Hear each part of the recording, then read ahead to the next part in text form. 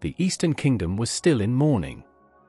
Empress Halima, the beloved first wife of Emperor Mudiwa, had passed from a lingering illness that no healer could cure. Her death left a hollow silence across the imperial palace, and in the heart of the emperor, a cavern of grief no crown could fill. Though the ministers begged him to remarry for the good of the kingdom, Mudiwa remained distant until two noble women stepped forward with ambition wrapped in beauty: consort Habiba, elegant and manipulative with a voice like honey and claws like iron, and consort Zainab, intelligent, ruthless, and strategic. Both were elevated to the rank of imperial consort. Both knew only one could become the next empress. The competition was brutal and silent. Sabotaged gowns, whispered lies, bribed officials, the air in the palace was thick with unspoken warfare. Then came Habiba's stroke of genius. She summoned the most famous fashion designer in the kingdom, Joyce, to create something that would captivate the emperor's weary eyes. Joyce spent weeks crafting the perfect piece, a flowing gown of golden phoenix feathers stitched into crimson silk, representing rebirth, hope, and imperial grandeur. When Habiba wore it during the emperor's summer banquet, the room fell silent. And Emperor Mudiwa, for the first time in months, smiled. He took Habiba's hand that night. She won his attention, and for a moment, she believed she had won everything. Consort Zainab seethed. Her fury knew no bounds. How could a mere dress tilt the scale? That very night, Zainab sent her guards to Joyce's home. Accusing her of treason and witchcraft, she had her kidnapped, tortured, and killed. But Zainab made a mistake. She didn't know Joyce had a daughter. A 14-year-old girl named Amanotta, who had been hiding in the sewing room cupboard during the attack, watching in terror as her mother screamed her final breath. The blood on Amanotta's hands was not hers, but her mother's. She ran into the night, breath ragged, heart shattering with every step. She didn't stop until she reached the far edge of the kingdom, collapsing near an old herb barn. There, she was found by Mama Nuria, a healer and midwife who lived alone. Nuria asked no questions. She took the girl in, bathed her wounds, and gave her a bed. "You're safe now," Mama Nuria said, smoothing her hair. But safety doesn't bring peace. That part, you must find for yourself. Amanotta never forgot that. In the years that followed, she learned to survive. Under Mama Nuria's care, she became a skilled herbalist and seamstress. She practiced needlework until her fingers bled. She stitched and unstitched fabric while she whispered her mother's name like a prayer. She also learned to listen, to gossip in the village, to traders' tales, to palace rumors that sometimes floated beyond the gate. One rumor pierced her soul: her father, once a steward in the royal treasury, had been executed years earlier, not for treason, but on consort Habiba's false testimony. Now both consorts had blood on their hands. She made a vow they would both pay. 3 years later, news came to the marketplace: the imperial palace was recruiting new servants. A fire had broken out in the West Wing, and staff shortages had left the consort scrambling for help. Amanotta, now 17, changed her name to Amy and joined the recruits. Her entrance was unremarkable. Just another quiet-faced girl with a basket of needlework and a gentle voice. She was assigned to the laundry wing, scrubbing silks and linens, folding towels, cleaning boots. It was perfect. She went unnoticed. Until one day, Consort Habiba's ceremonial shawl tore during a royal outing. The chief seamstress panicked. Amanotta stepped forward and offered to mend it. Habiba laughed. "You? A laundry girl?" "My mother taught me, my lady," Amanotta replied softly, bowing her head. She repaired the tear with such delicacy, adding a hidden floral pattern to disguise the damage, that Habiba raised a brow. "Fine. You're clever with a needle. Report to my private mender." Amanotta had done it. She was now inside Habiba's personal circle. Day by day, Amanotta worked in silence. But she observed everything. Habiba's meetings with officials. Zainab's tantrums. The subtle power plays between their ladies-in-waiting. She learned which servants carried messages. Which guards could be bribed. And one evening, while repairing an old ceremonial gown that belonged to Habiba, she discovered a secret. Hidden in the hem was a small pouch sewn tightly into the lining. With trembling fingers, she opened it. Inside it, a letter. From her father. My dearest Joyce. Habiba knows. She's found out I was investigating the missing funds. Please don't deliver the dress. She will harm you. I've sent the evidence to the Royal Council, but I fear it won't reach them in time. If you find this letter, know I loved you and our daughter. Keep her safe. Amanata froze. The gown Habiba wore to win the emperor's favor had hidden her father's dying plea. In the quiet corners of the palace archives, Amanata began asking questions, subtle ones. That's when she met Nuru, a quiet, observant palace scholar who noticed her curiosity. He was gentle, limped slightly from a childhood injury, and had no interest in palace politics. But he helped her. He showed her old documents, confirmed her father's position, and gave her access to forgotten ledgers. Why are you helping me? She asked. Because I've seen revenge in other eyes, he replied. But you're still hold love. She almost smiled. New light in the shadows. Amanata's embroidery caught attention beyond Habiba. She began designing undergarments and ceremonial cuffs for high-ranking nobles. Her fame grew quietly. And then, one day, the emperor himself noticed her. He passed her in the hallway as she handed a guard his cloak. Their eyes met. He paused. Who are you? He asked. A maid, Your Majesty, she replied with a bow. But his gaze lingered on her embroidery. On the golden phoenix feather stitched on the edge. The same pattern from Joyce's final dress. The moonlit corridors of the imperial palace were lined with golden lanterns, their soft glow casting long shadows on the walls. But no shadows were as dangerous as the ones moving behind smiles, painted faces, and silk robes. And Amanata, now known as Amy the Gifted Needlemaid, had learned to walk among those shadows without making a sound. Her moment had come. It began with a single, casual encounter. But Amanata noticed the emperor watching her more than once. At the royal banquet honoring the visiting Sultan of Kiura, she was summoned, not by a servant, but by the emperor's steward, to deliver embroidered napkins for the main table. That evening, she wore a pale gold headscarf and a plain cotton dress. But her eyes, those flame-darkened, grief-steeped eyes, met Emperor Mudua's once again. You have Joyce's fingers, he murmured, brushing the embroidery on the cloth. Amanata bowed low. My mother was once in service to the palace. What happened to her? He asked. She was taken, Amanata said softly, before justice could reach her. The emperor stared at her long and hard. But before he could speak again, Consort Habiba arrived with her usual flourish, dabbing perfume onto her wrists and sliding into the emperor's arm like ivy around a tree trunk. Your Majesty, allow me to escort you to the Sultan. The moment passed. But the seed had been planted. Amanata returned to her duties, but she wasn't idle. With Nuru's help, she crafted a detailed record of Consort Habiba's nighttime dealings. Meetings with the High Treasurer. Quiet exchanges with merchants in the tea courtyard. She compiled them neatly, then anonymously slipped the first page under Consort Zainab's door. It didn't take long. By the next week, Zainab stormed into the Empress's garden, demanding an imperial hearing. She accused Habiba of hoarding jewels gifted to the Empress Halima before her death. The emperor was enraged. Not because he believed Zainab, but because he hated the drama. Habiba denied everything. Zainab had no proof.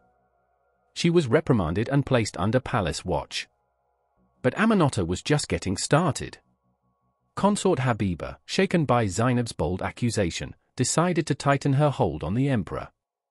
She summoned her private dressmaker to design a robe of midnight blue and golden koi, a symbol of undying love. That dressmaker, of course, was Amanata. Do not disappoint me, Habiba said, narrowing her eyes. This robe must seal my fate. I'll make sure it does, Amanata whispered. She worked day and night.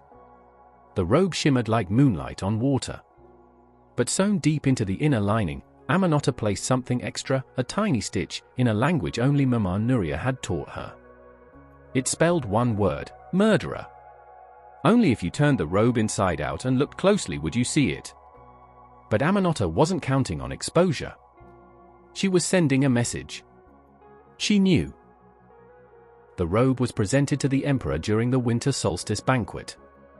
Habiba twirled in it, radiant, seductive. But Amenhotep didn't watch her. She watched the emperor, who recognized the embroidery from Joyce's style. That night, he called for Amenhotep privately. She was led into his chamber, heart racing. "Tell me your name," he said. "Amy," she replied. "But my true name is Amenhotep, daughter of Joyce and steward Baba Osei." The emperor stiffened. "They were loyal servants," he said. "Your father?" "I was told. He was innocent. Betrayed by consort Habiba to cover the theft of royal jewels. And my mother was murdered by consort Zainab." She reached into her pocket and handed him the letter she'd found, her father's final warning. The emperor read it silently. Then read it again. And he wept. "Why didn't I know?" he whispered. "Because you trusted the wrong women," Amenhotep said. "But it's not too late." The following week, a surprise inquiry was announced. At court, both consorts were summoned. The emperor presented evidence of years of hidden dealings, misused funds, and forged records. Consort Zainab was furious, shouting that it was all fabricated. Habiba tried to smile her way out of it, but when Amenhotep entered the chamber and stood behind the emperor in full view, the color drained from Habiba's face. "She's lying!" Zainab cried. "She's a servant!" Habiba hissed. "She's the future of this palace," Emperor Mudiwa said coldly. Zainab was stripped of her rank and banished to a remote convent. Habiba begged. She cried. She fell to her knees. The emperor turned away. "I once thought your beauty reminded me of the empress," he said. "Now I see, you were her opposite." Habiba was exiled to the kingdom's northern borderlands, never to return. In the weeks that followed, the palace blossomed with change. Emperor Mudiwa publicly honored Amenhotep's parents and held a royal ceremony declaring Amenhotep a lady of the court. Her grace, intelligence, and inner strength won the hearts of nobles and commoners alike. And then, on a day when the peach blossoms opened across the palace gardens, the emperor knelt before her. "You entered this palace as a shadow. You brought truth where there was silence. Hope where there was fear. Amenhotep, will you be my empress?" Her voice trembled, but not from fear. "Yes." A year later, Empress Amenhotep gave birth to a son, Prince Musa, named after the ancestor of her people. She rebuilt the artisan quarter and established a scholarship fund for orphaned girls. The court transformed into a place of wisdom and fairness once again. As for Habiba and Zainab, history remembered them only as footnotes in the rise of a true empress. In the old sewing room, now turned into a museum, a single plaque read, "From thread and ashes rose a queen." The royal drums thundered across the kingdom as banners of crimson and gold were raised over the palace towers. For the first time in years, joy returned to the imperial court. Empress Amenhotep, once a maid in the laundry hall, now ruled beside Emperor Mudiwa, and her presence transformed the empire. But the palace, though golden and glorious, was still a nest of serpents. And power, true power, never came without a price. While Amenhotep was loved by the people and many in the court admired her rise, not everyone was pleased. Several of the older councilmen, loyal to noble bloodlines and ancient hierarchies, saw her ascent as a disruption of tradition. "She was born of no title," muttered Lord Bacco, the High Chancellor. "The people love her," said Lady Darnay. "The people are fools. She brings tears and pity, not legacy," Lord Bacco hissed. Among the noble families, jealousy festered. Daughters of dukes and governors whispered in shaded courtyards, comparing her lineage to theirs, questioning how a servant girl had earned a crown while their names were lost to history. The first sign came subtly. A false decree was posted in the village square, bearing the empress's seal. It claimed tax increases and the closing of local artisans' workshops. Protests erupted overnight. When Amenhotep saw the notice, her eyes widened. "I never approved this," she said, examining the wax seal. "It's a forgery," Nuru confirmed, who now served as her royal advisor. A second forged document appeared days later, this time claiming the empress planned to marry off orphans to military service at age 12. Someone was trying to stir rebellion. And they were good at it. Amenhotep ordered a quiet investigation. She trusted few now, only Nuru, her head handmaid Zubaydah, and the emperor. Late one evening, Zubaydah reported something troubling. The palace messenger boy had been seen sneaking into the East Wing council chambers, where Lord Bako's offices were. They caught the boy. He confessed through tears that he was paid to place scrolls on the empress's desk and the royal posting board. "Who gave you the scrolls?" Amenhotep asked gently. I never saw his face. Only a mask. And a coin purse. The mask. The shadows. The precision. Someone within the emperor's own council was targeting her. And that meant war of whispers, not swords. Just as the palace reeled from the sabotage, a more chilling rumor reached the emperor's ears: consort Habiba had escaped exile. A merchant caravan near the northern border had been attacked. The sole survivor swore that among the attackers was a veiled woman with a scar running down her cheek, just like Habiba's. "She won't dare return here," the emperor said. Amenhotep looked toward the horizon. "She won't come to plead. She'll come to burn." Amenhotep ordered the guard doubled.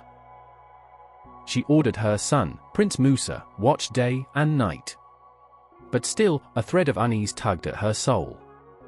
Habiba had lost everything: title, wealth, protection. And no one is more dangerous than a woman with nothing left but vengeance.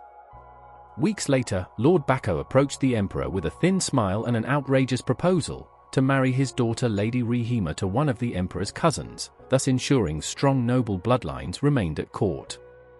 "Your Majesty, with respect," Bako said, "the empress has no noble ties. This union would reinforce your dynasty." "Are you questioning my marriage?" the emperor replied coldly. "Not at all," Bako said smoothly. "But the nobles are restless. Let's calm them with tradition." The emperor didn't answer. But the conversation unsettled Amenhotep. "They want to divide you from me," she told Mudiwa. "They can't," he said. "Not unless you doubt me." But the seed had been planted. Then came the banquet. It was meant to celebrate the emperor's birthday. Lords and ladies arrived dressed in moonlight and envy. Amenhotep wore a silver gown stitched with doves and blue flame petals. The emperor sat beside her, his fingers resting lightly over hers. But halfway through the meal, the emperor staggered. His goblet slipped from his hand. His breath caught in his throat. Panic erupted. He collapsed. Amenhotep screamed. He was taken to the royal chambers. His pulse was shallow. His lips pale. Nuru tested the goblet. It had been poisoned with silverroot, a toxin used only in foreign courts. The palace went into lockdown. Nobles were interrogated. The kitchen searched. But the most terrifying part? A note was found in Amenhotep's chamber that night, pinned to her pillow with a hairpin. "You took everything from me. Now I take everything from you." The emperor lies between life and death. Habiba walks unseen through the kingdom. And Amenhotep must rise not just as empress, but as protector, strategist, and queen of 1,000 thorns. She has enemies in every corridor, and only her wits, her son, and her unshakable will to survive. The imperial halls were silent. Too silent. The sun rose over the palace walls, but its golden rays could not pierce the heaviness that gripped the court. Emperor Mudiwa remained unconscious, pale and still. The royal physician applied poultices, antidotes, and sacred oils, but nothing stirred the monarch from his poisoned slumber. In the absence of his voice, the court turned toward fear. And the vultures began to circle. But Empress Amenhotep did not flinch. She did not cry before the ministers. She did not collapse in her chamber. She did not beg the nobles for help. Instead, she did what her enemies feared most. She began to think.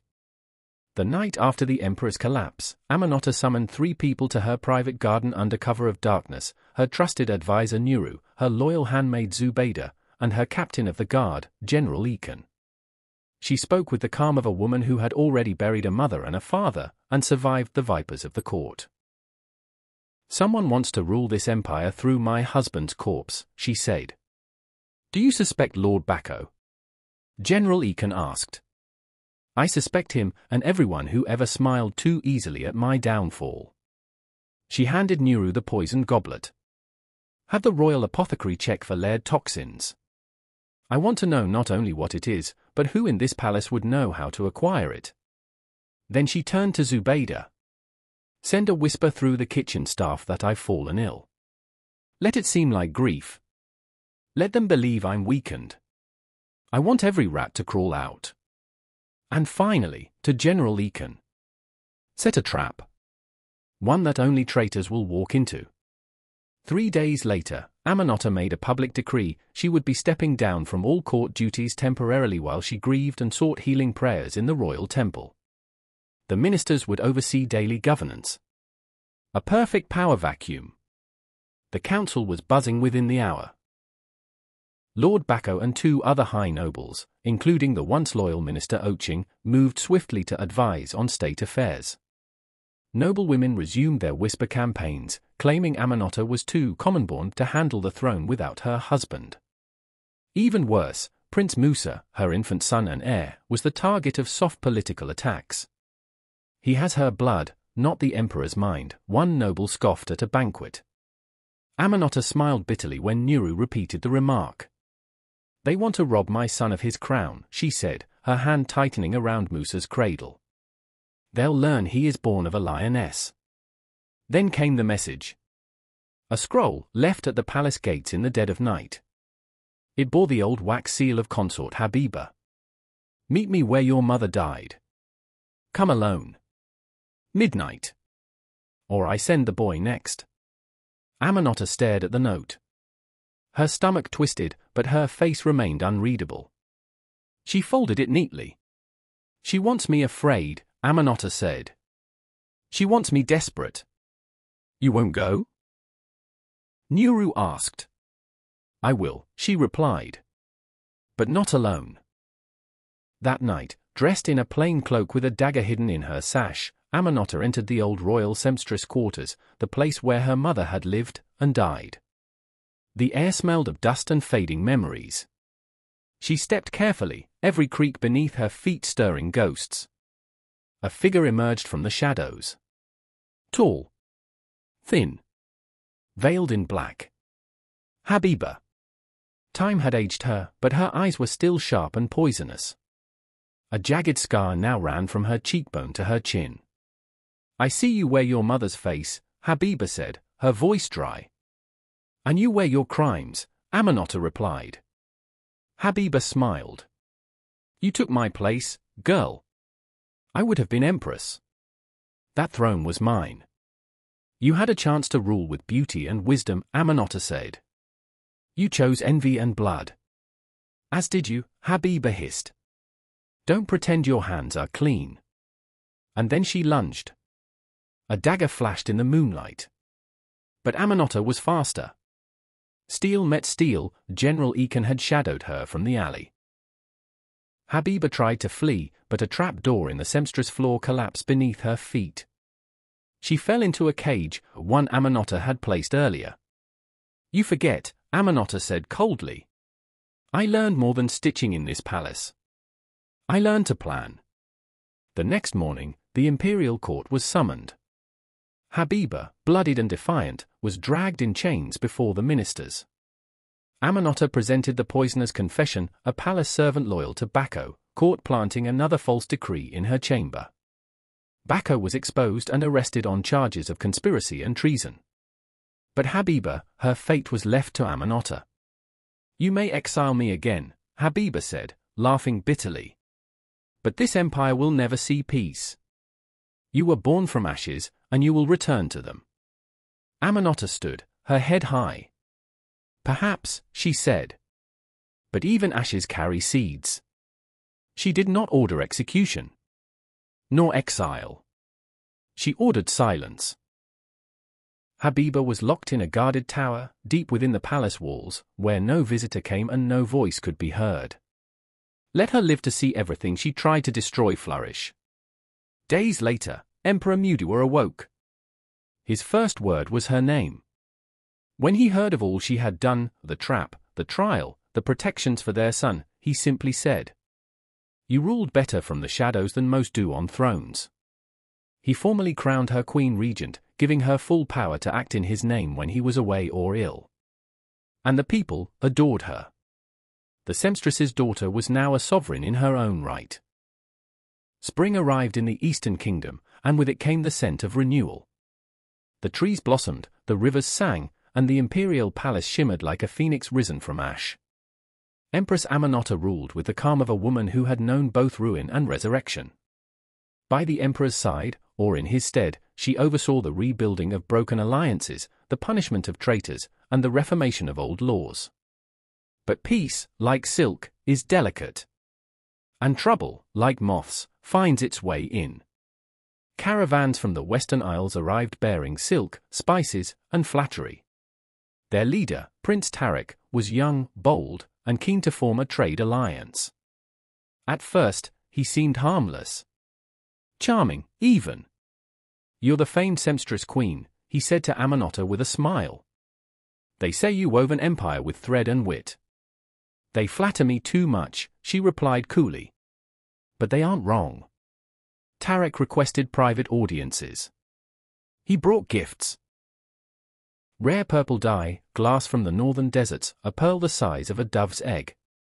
Then he made his true offer. "A union between your son and my niece, Princess Amia. We could bind our futures together. A strategic alliance." Musa was only a toddler, but Tarik was playing a long game. Mudiwa considered it. Nuru advised caution. But Amenhotep? She saw through the smiles. While reviewing trade scrolls, Amenhotep found something peculiar. A mark, barely visible, etched into the wax of Tarik's seal. She had seen it before. It was the same merchant mark used on the forged documents used in the smear campaign against her months ago. That night, she called a secret council. "Tarik's interest is not trade," she said. "He's aligned with those who wanted me dethroned. Perhaps even Habiba's remaining allies." "What will you do?" Nuru asked. Amenhotep smiled. "The same thing I've always done, watch, wait, and strike only when the final thread is ready to be pulled." She set a quiet trap. Using Zubaydah and trusted guards, she arranged for one of Tarik's aides to be intercepted as he attempted to deliver a message to a noble family known for harboring exiles. The message was clear: the Empress will not last. Move soon. The child is the key. Tarik was arrested in secret. His diplomatic immunity made matters delicate. But Amenhotep handled it with grace. She summoned him to a private chamber and placed the message before him. "You came to my palace under the mask of silk," she said.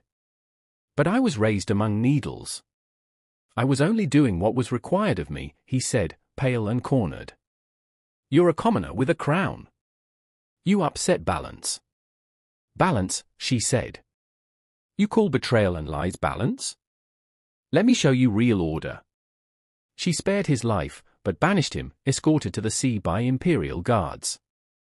His ships were sent back, empty of honor. She made a public announcement: no child, royal or common, would be bartered as a pawn.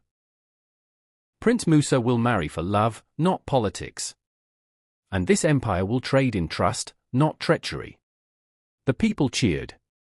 And the nobles took note: this empress ruled with steel beneath her silks. Before dawn the next day, Amenhotep visited the old tower, Habiba's prison. She opened the door herself. Habiba sat on a wooden stool, aged beyond her years. Her once lustrous hair had grayed, her eyes dim but not broken. "You came to gloat?" Habiba rasped. "No," Amanata said. "I came to forgive you." Habiba laughed. "Bitter. Hollow. You think that makes you stronger?" "No. It makes me free." Amanata turned and walked away, leaving the door open. Habiba did not leave. Because she knew, even in freedom, she had no power left. The emperor eventually recovered. Though his body grew weaker with age, he never stopped praising his wife. "She was my second love," he once said, "but my first salvation." Amanata reigned for many years, guiding the Eastern Kingdom into an age of peace, invention, and cultural brilliance. Orphans were educated. Markets flourished. And women no longer needed noble blood to serve in council. She raised Prince Musa with wisdom and strength. He became a scholar and a warrior both, and one day, a king loved by all. At the end of her life, Amanata returned to Mama Nuria's garden and planted a peach tree near the old seamstress barn. "Let this tree bear witness," she said, "that a broken girl can become a queen, and leave the world stitched better than she found it." In the imperial archives, among the records of kings and warlords, one plaque reads, "Amanata, first of her name. Born of grief. Raised in silence.